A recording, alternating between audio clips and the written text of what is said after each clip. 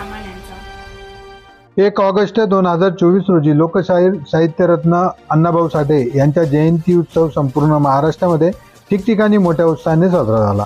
याच अनुषंगाने कोपरगाव तालुक्यामध्ये लोकशाहीर अण्णाभाऊ साठे फाउंडेशन, बहुजन टायगर फोर्स पदाधिकारी, सर्व मातंग समाज बांधव तसेच तासनळे गावातील सर्व जाती धर्मातील समाज बांधव यांनी एकत्रित येत अण्णाभाऊ साठे यांना पुष्पहार अर्पण करत जयंती उत्सव गुण्यागोविंदाने साजरा केला. या प्रसंगी एकलव्य आदिवासी परिषदेचे संस्थापक अध्यक्ष मंगेश भाऊ अवताडे हे कार्यक्रमाच्या अध्यक्षस्थानी होते, तर सरपंच बनसोडे, उपसरपंच चांदगुडे, संचालक सचिन चांदगुडे, कैलास माळी, ज्ञानेश्वर धेनक, बहुजन टायगर फोर्सचे बहुजन अविनाश कांबळे, जिल्हा संघटक सागर गांगुर्डे, साईनाथ साळवे, शुभम गायकवाड, प्रकाश कांबळे, सतीश आव्हाड, गणेश साठे, प्रसाद वाळके, आकाश वाळके, ओंकार कांबळे, करण कांबळे, अनिकेत भाऊ कांबळे, साईनाथ साळवे, शिवानंद कांबळे, गोरख साळवे, अविनाश साळवे, नवनाथ उल्लारे, फकीरा गायकवाड, देविदास तुपसुंदर, बाबूराव कांबळे, आबासाहेब कांबळे, ताराचंद गायकवाड, प्रशांत साठे, ज्ञानेश्वर कांबळे, बाबूराव साळवे, अमोल सुरभैया आदी मान्यवर उपस्थित होते. या प्रसंगी कार्यक्रमाचे अध्यक्ष मंगेश अवताडे म्हणाले की अण्णाभाऊ साठे यांच्या विचारांची आज देशाला गरज असून तळागाळातील मातंग समाज, बहुजन समाज आज जागृत व्हायला लागला आहे. ही बाब अतिशय सामाजिकदृष्ट्या प्रेरणादायी असून समाजाने अण्णाभाऊंच्या विचारावर चालले पाहिजे. तसेच 1.5 दिवसाची शाळा ज्या व्यक्तिमत्वाने शिकून अनेक पदव्या बहाल केल्या अशा महान मानवाला आम्ही वंदन करतो. तसेच साहित्य सम्राट अण्णाभाऊ साठे यांनी आपल्या जीवनाचा त्याग करून बहुजनांच्या समाजहितासाठी अनेक पुस्तके, कादंबऱ्या, लेख, पोवाडे लिहून समाजापुढे क्रांतीची मशाल पेटवली आहे. अशा महामानवाला शासनाने विश्वरत्न पदवी बहाल करावी यासाठी शासन पातळीवर पाठपुरावा करण्याचे मंगेश अवताडे यांनी सांगितले. तसेच जयंती उत्सव करून फक्त समाज जागृत होणार नाही, तर समाजाचे हक्क अधिकार, समाजाच्या अन्यायाच्या अत्याचाराच्या विरोधात समाजाने एकवटले पाहिजे असे देखील मंगेश अवताडे म्हणाले आहेत.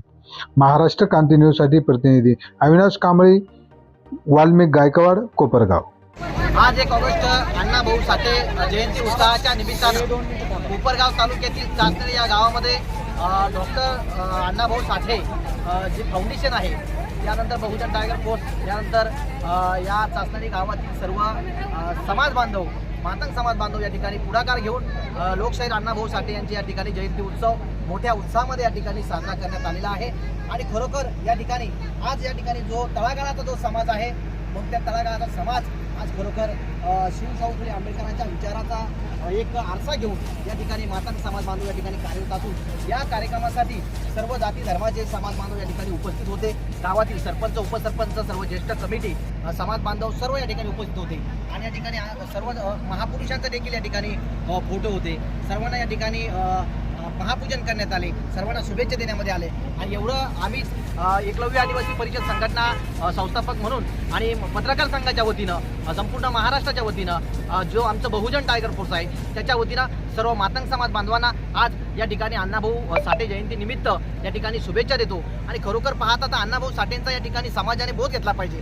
अण्णाभाऊंनी काय केलेलं आहे, अण्णाभाऊंनी का 1.5 दिवसाची त्यांनी शाळा केली, परंतु 1.5 दिवसाची शाळा करून संपूर्ण जगामध्ये आज अण्णाभाऊंना ओळखलं जातं.